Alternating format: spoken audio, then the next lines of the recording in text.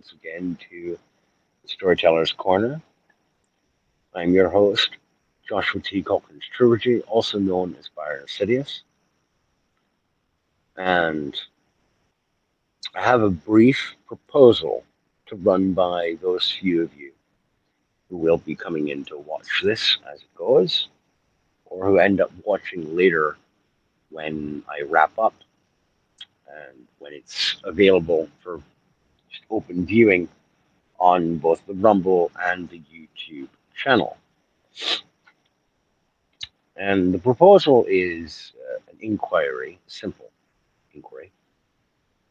Most of the time, when I've been doing these quick little break time at work uh, broadcasts, streams, I have been largely kind of unguided, and I haven't had a framework to work off of. I've been tooling around and testing out largely the capacity for Rumble Studio on mobile and my own capacity to routinely maintain coming back and deciding to stream while I'm on my breaks at work. This is time that I could be doing either watching someone else's show, listening to a podcast, possibly reading whatever book I'm currently in the midst of reading. Um, so these lunch breaks, my half hour lunch break, I have a small handful of options of things that I could be doing in order to relax. But I'm already here at work, and I may as well make that time productive. That's part of my thought process. Now, for years, one of my options for what to do on my half hour lunch break has been to work on whatever I'm writing. Um, but I have figured out a way to carve out small 5-10 minute bits of time here and there throughout the day at home prior to coming to work, where I can write up a paragraph or two, sometimes crank out as much as a page worth of material into whatever work in progress I'm currently writing or drafting at the time. So that allows me a little bit of leeway on what I can do with my work break. I should, to be a more well rounded human being, try to take this time, I understand, to relax or to chit chat with associates and colleagues here at work, to just relax and unwind a little, keep my mind off of work and off of any issues or stresses I have outside of work, whether it be at home or even online. Um, but I would like to put forth, like I said, a brief proposal. There are a handful of older works, older stories of mine that I have both published and that I have kept unpublished to date. And the proposal would be thus: would it be something that routine subscribers or viewers to my channel here on Rumble and YouTube, and if I can get the link to work on mobile, I'd like to include my BitChute channel, since that is uh, the primary location where I do my standalone video uploads. Um, I've tested out streaming on there a couple of times. On laptop, it works uh, with streaming to BitChute. I haven't really toyed around with mobile uh, using Rumble Studio to stream to BitChute yet. I figure I'll try that out soon, just to tinker around the edges with it. But for now, sticking to streaming on Rumble and YouTube um, when using mobile. Would it be worthwhile to select one of those longer works that I have, that's older published work, or one of those longer works that I have not commercially published previously, and read aloud short sections much as I do my audiobook presentations on BitChute and as I have done here on Rumble and on YouTube in the past. Select a new story to present here on my break time streams. These would only be 20 to 25-minute segments of the story, and dependent on the length of the work in question, the tale to be presented, it could take a couple of weeks, could take up to a month, depending on the length of the story, to get through an entire story in that fashion. Would it be something that this audience would be interested in partaking of, either live during the break time streams or later on to watch slash listen to in your own off time? Let me know what you think, folks, whether it be here now in chat if you are watching. I don't think there's anybody really here, or later on as a comment on the video after it's done doing what it has to do to buffer or to process and then be available as reviewing later on.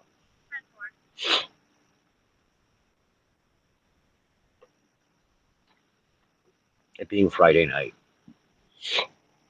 um, the Gray Matters show is currently on.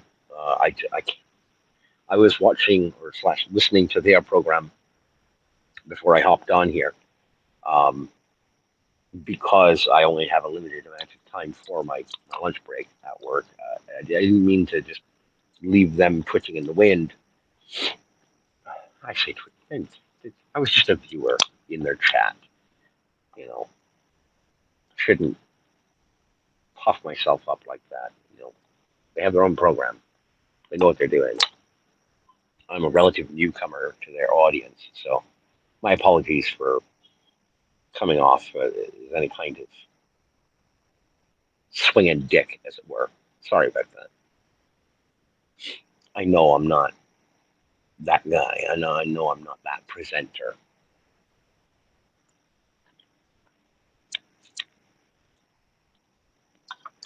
I'm just a regular working person, regular laborer, janitor. Although I do enjoy the fact that I have found now a few programs here on Rumble, or channels whose primary content producers, the primary hosts, are themselves also trapped here in the land of 10,000 lakes known as Minnesota with me. Um, there's the Gray Matters show, there's The Truth Hurts, which is another political program. Um, there is, unfortunately, also the tie in to two personalities who have recently had quite the kerfuffle, thanks to their involvement with certain activities here in Minnesota, being Whiskey Dick Nick Rekieta, he of Baldo fame, and Aaron M. Holte of the Steel Toe Morning Show. Both gentlemen in some legal hot water right now. One in far worse hot water potentially than the other. But I am not a legal expert by any stretch of the imagination, nor am I deeply invested or involved in their communities of fans, regular viewers, or detractors or critics. I'm a relative nobody. Here's the nice thing about that, though. I may be something of a regular nobody, just an everyday guy. But at the end of the day, at least when folks are talking to me, whether it be in person or even online, because I'm a small timer, I assume most times that if someone is attempting to get my attention and talk to me, they actually have something worthwhile to say, and that I should give it a genuine opportunity to listen to. Now, fair enough, some folks will respond who don't have my best interests at heart. That, that could very well happen, even for small timers, even for nobodies like myself. But it's a lot rarer, if you know what I mean.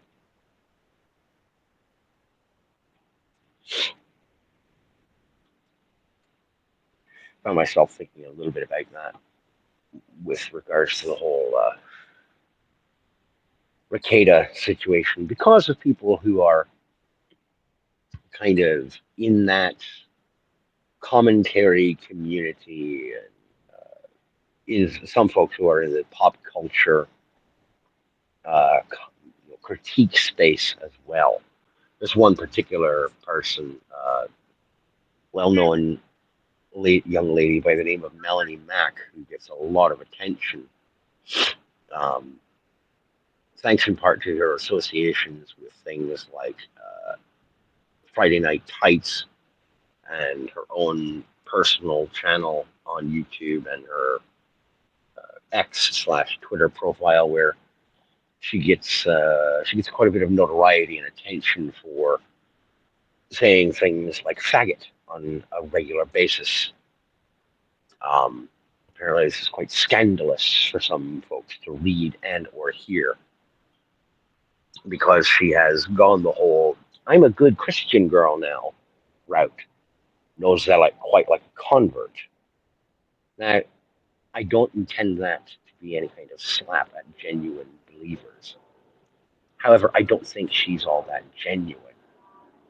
Um, Given that you could look back as recently as 4 or 5 years ago, and she was on the other side of the culture war, grousing on X, like at the time Twitter, about how gay people have been around forever. You should expect to see them represented in video games and movies and film and television. She has turned a 180. Curiously enough, right around the same time, it actually became profitable to be a dissident against that kind of mainstream progressive bent. As soon as there was some money, some shekels to be garnered from turning newfound person of faith, she decided I'll lean into that direction. It's kind of like that. It made me think of that red-haired woman who apparently she was really big on OnlyFans, and then she found Jesus and she's given it up. It's like, sweetheart, you can say you're getting knee bound to pray for Jesus, but we all know you've got plenty of practice getting on your knees and you were worshiping something, but it wasn't the Lord. All right. Nice to see that you've got transferable skills there. Christ. I just, I suspect that's more Max Angle. And of course, there are people who would say, well, you know, Josh, you're just jealous because she's got money, she's got income, she's got fans, she's got simps. Sure, fine.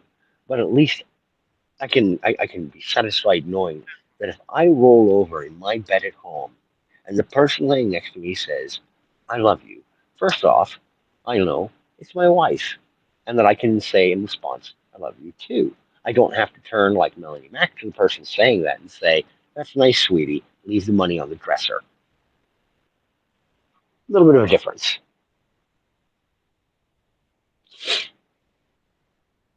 Anyhow, that's what's on my mind. And I realized that that was a little out of character for me. I'm not usually that unpleasant towards people who I don't personally know. But that doesn't mean I don't think these things. It's another thing that drives me a little bit crazy about, or has driven me crazy about this whole rise of PC etiquette and governing your words and self-censorship. It's been going on for a couple of decades where there's been this push to get people in so much trouble over things that they say, whether it be in the past or in the present.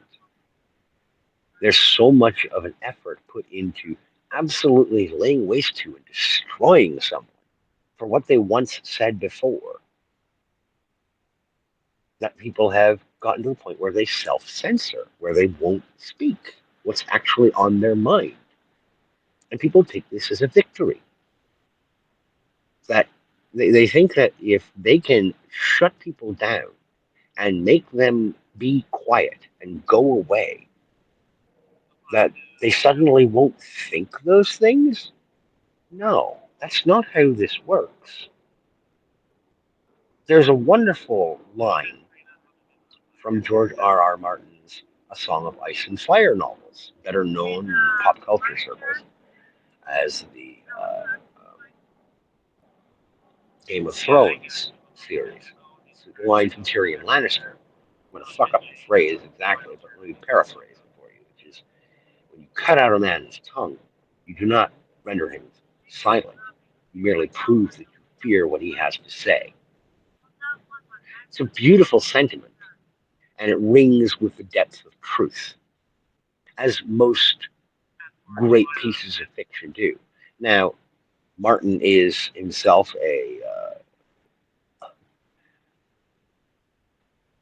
he's become a layabout. He's become a lazy, unrepentant, uncommitted piece of cash cow, money grubbing prick who, I'm sorry, you've had every opportunity to get Winds of Winter finished and out to the public.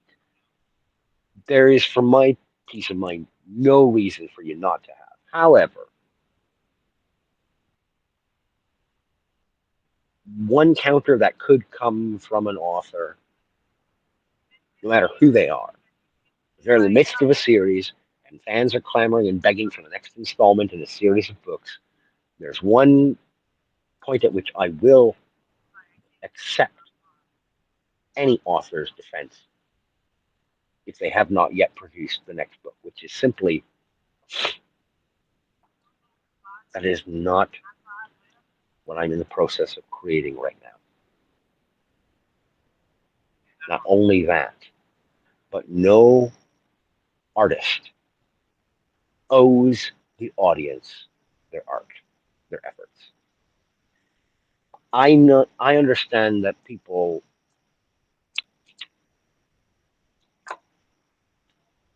will get grumpy, will get deeply resentful towards authors, whether it be just prose authors or comic book artists and writers, film writers and directors or producers. They'll get really upset about a project that they've been anxiously waiting for. If it gets delayed and delayed and delayed and delayed, the artistic folks, I tend to come down on their side and in their defense because producing a piece of art is a labor of love and a labor of great personal expense, not financially. It takes something from your essence, from your soul, to complete a work of art. And I know I'm getting into hippy dippy language here. Bear with me, because I understand this drive. Mark, George R. R. Martin may very well have gotten himself distracted by all the gewgaws and the glitz and glam and wonderment of having fame and fortune thrust in his face for all of these books and appendices and supplemental materials that he's crafted around the realm of Westeros and the socio-political machinations of the Targaryens and the lands of the Andals and the First Men, what have you. Doesn't matter. The point being, he does not owe us, the audience, The Winds of Winter. I can hear in my head someone like Gary from Nerdrotic snarling and screaming. The fat fucker has had forever. He claims to have been working on it all this time. He's released snippets and chapters and previews and teasers. Why the fuck doesn't he just give us the rest of the book already? While I understand that aggravation, put simply, he doesn't owe it to us.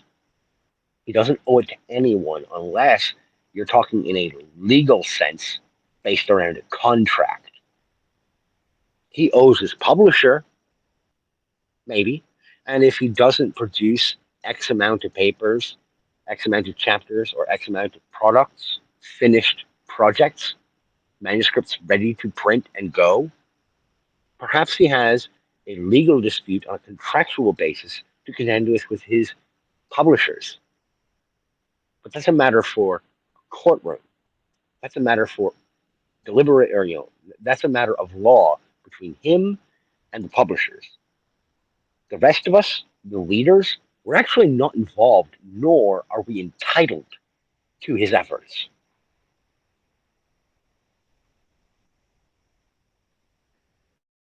And I know that's not a popular stance to take, but it is where I stand on that particular matter. When Stephen King, dipshit that he is, look, the man's socio-political stances, I find him annoying and borderline abhorrent. He's an annoying, screaming little monkey who has long since passed the time wherein I personally believe he's relevant. But I have enjoyed a lot of his fiction works, especially the Dark Tower series. And while he was working on the Dark Tower series, which took a number of years to complete, he has talked about how there were fans of his who were sending him letters and showing up at book signings, begging him to let them know personally, privately, what was going to happen after the events of the Wastelands. What was going to happen to Jake and to Roland and to Eddie and Susanna Dean? What was going to happen to the quartet? Would they make it to the tower? Would Roland be able to stand before it and shout the names of his father and his loved ones and everyone who had come before him in the line of Eld in order to gain access to the tower? Would he be able to balance the world and the wheel of Ka? They begged him for this. Some of these fans of his, they were elderly, they were terminally ill, and they were sending him letters begging for any scrap of a hint of what was going to happen before they passed away, because they were huge fans of the books that they had read thus far. And in almost every case, he tried to talk to them and assure them that they needn't worry, that Roland would do what needed to be done, that he would fulfill his destiny, but he gave them no solid details.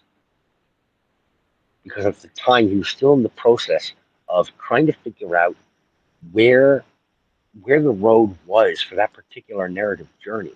He hadn't finished even himself in his own mind or in outlines. He had a rough structure and a skeletal foundation for what he wanted to have happen, but he didn't have it set in stone. And he didn't want to lie to these people. He didn't want to give them false hope or false notions about what would come in Wizard and Glass and Wolves of the Calla and Song of Susanna and then the fine finale in The Dark Tower. He didn't want to deceive them about the fiction in his own head, and that was in the future for his work, for his own writing, to process through. Telling a story in that fashion is not done in a single pell. It's done with repetition, with winding through, with drafting, and then tearing it apart and editing it and redrafting and saying this doesn't work and trying to find your own logical inconsistencies within the framework of the world building you have done. It is a tremendous amount of effort. that goes into that work, and it takes a piece of you. It takes a piece of who you are, and it grinds it down to the point where you feel like you're going to snap. That is an immense amount of strain, but it is ultimately worth it as an artist of the written word, as a purveyor of narrative art. It's worth every bit of grinding your teeth and chugging caffeine until you almost go blind and chain smoking like a fucking grinder monkey. But at the end of the day, while he may have felt bad about not giving these people a definitive answer about what was going to happen to Roland Deschain, he didn't ultimately owe these people a final answer until he was done with the story. That's when you owe the audience the story, is when you have made the best of it that you possibly can. When the story is complete, when no more edits can be done by your own two hands and your own mind, and when the editor has had an opportunity to help you clean it up, only then do you owe the audience the story, is when it is ready to be told. Until that time, the storyteller only owes it to themselves and to the art of the written word to work on that story and to finish it. And sometimes, if they realize this story is trash, I could do something so much better. There's a couple little pieces here and there that I can recover and can be salvaged, but the rest of it needs to go in the dustbin. And that is what the storyteller owes to themselves and to the art of the written word. They owe their best possible effort to the art and to themselves. And when the work is finished, that's when they owe it to the audience and not before. Because if they send it out before it's ready, what they are actually telling the audience, what they are telling the art, is they don't care about the audience. They don't care about the art. All they want is that tick in the sales column, and everything else can get fucked. I've dragged on a little longer than I expected to. Sorry about that. Cheers.